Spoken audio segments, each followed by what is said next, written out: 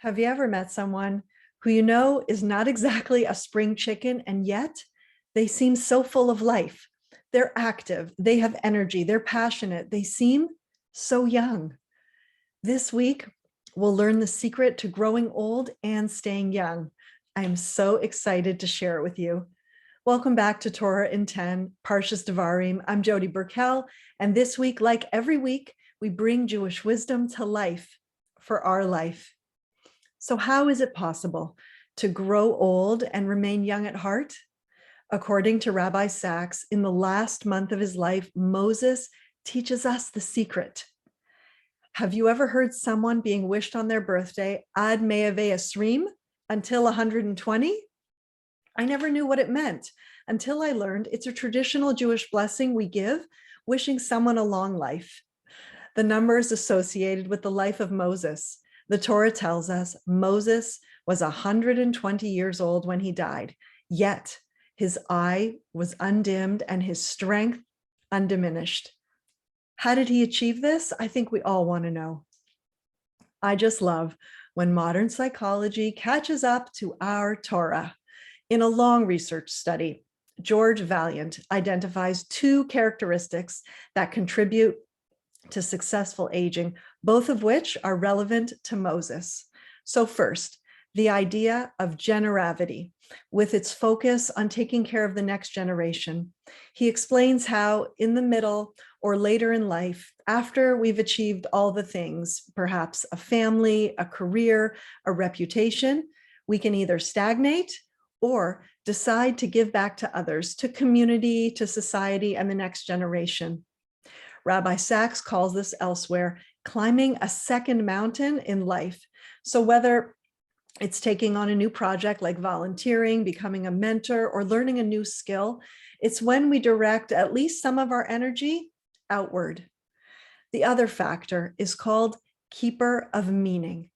We do this by sharing the wisdom that comes with age and handing on the values of the past to the future. In Judaism, our elders are revered. We actually stand up when an elderly person enters the room for this reason. This is the opposite of our society that views seniors as out of touch. Why? Because they don't know how to navigate a smartphone. They know how to navigate life. I learned many years ago that wisdom does not only come from education. Wisdom comes from lived experience. The greatest professor of my life, my Bubby, had a grade 5 education, but I always told her, Bubby, you're the smartest person I know. If you have someone in your life who has lived through life, sit with them, listen to them. They have so much to teach us. At the end of his life, Moses turned his attention to the next generation and embarked on a new role.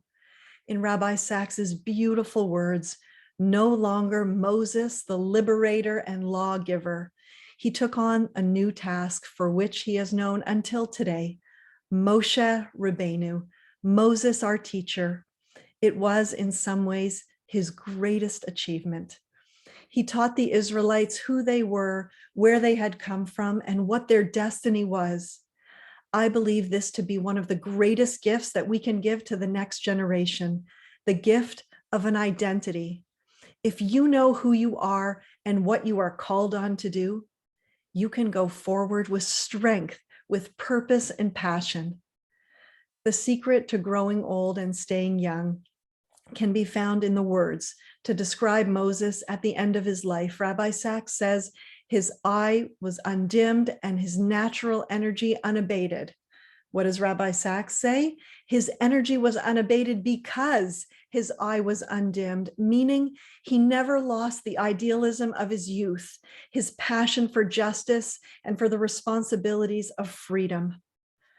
In our own life, it's so easy to abandon our ideals when we see how hard it is to change even the smallest part of the world. As we age, we can become cynical, disillusioned, disheartened, and bruised by life. Rabbi Sack says this is a kind of spiritual death.